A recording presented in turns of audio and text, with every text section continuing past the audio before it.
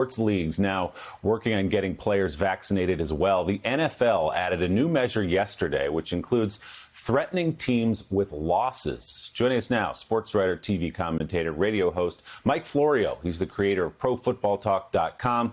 Mike, it's great to see you, especially in the off season here. So explain a little bit yesterday this letter from the NFL to the teams, which will certainly snap many of them to attention in terms of getting their players vaccinated.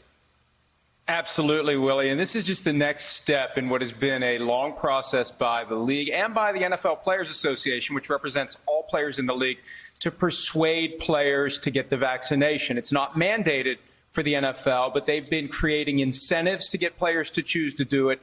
And yesterday's news, the strongest disincentive yet to remain unvaccinated, because the forfeits will flow from an outbreak among unvaccinated players or staff that cause games to be canceled. That's when the forfeit happens. If there's an outbreak among vaccinated players or staff, no forfeit. So another way to try to squeeze players to choose to get vaccinated. The percentages are going up, but as they get closer to camp, they want them to be as high as possible. This has been really the biggest play yet by the league to get the attention of the players who are still hesitant.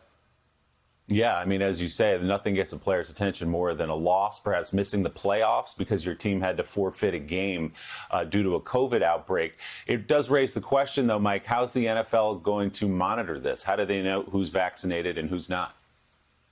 Well, they're going to require it from day one. When the players show up at the facility, the teams must identify visually the players who have been vaccinated. So the ones who haven't been vaccinated will stand out. And we reported last week that the league and the union are working on a system for allowing vaccinated players to be immediately identified during practices and games. So when preseason games begin in a few weeks, Willie, it'll be obvious. We'll see who is and who isn't vaccinated. And I think as players begin to get their brains around that, they'll realize everyone can see they've chosen not to be vaccinated. And now, after yesterday's memo, everyone can see that these are the guys who are potentially putting the team at risk of a forfeit at some point during the season. That's just another little bit of pressure to get the players to choose to do what the league and the union believe they should do, get the vaccine. Hey, Mike, Jonathan Lemire, but doesn't the NFL run into some risky ground here with some players who just simply don't want to do it? DeAndre Hopkins, who's a star wide receiver from the Arizona Cardinals, as you well know, tweeted yesterday that he said he'd never thought I would say this, but being put in a position to hurt my team because I don't want to partake in the vaccine is making me question my future in the NFL. Now, he later deleted that tweet, but he's clearly suggesting that he doesn't want to be vaccinated, or at least he's reluctant to do so. And now he's put in a position where he's considering walking away from the sport. He's one of the biggest stars in the game. How is this going to work out? And what are you hearing in terms of other players, particularly other star players, who don't want to be vaccinated? And, Jonathan, that's a great point. And DeAndre Hopkins, I think the biggest star yet to come out and suggest that he possibly would walk away from the sport because of it. He later last night said he's got 9 more years of football left. So I think he's processed whatever anger and confusion he had flowing from yesterday's news. But the league's attitude, I think, is very simple.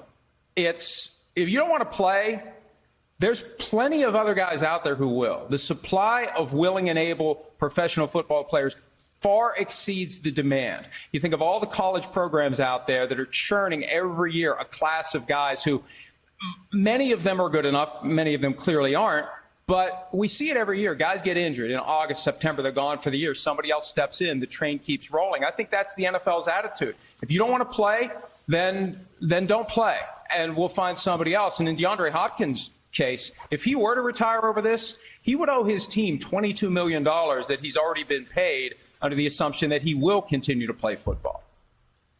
Hard to imagine he's going to separate himself from $22 million. Mike Florio, thanks for coming on to explain this. When you come back in a couple months, we'll be talking about the New York Giants' march to an NFL title. His new book, Playmakers, How the NFL Really Works and Doesn't, is available for pre-order next week.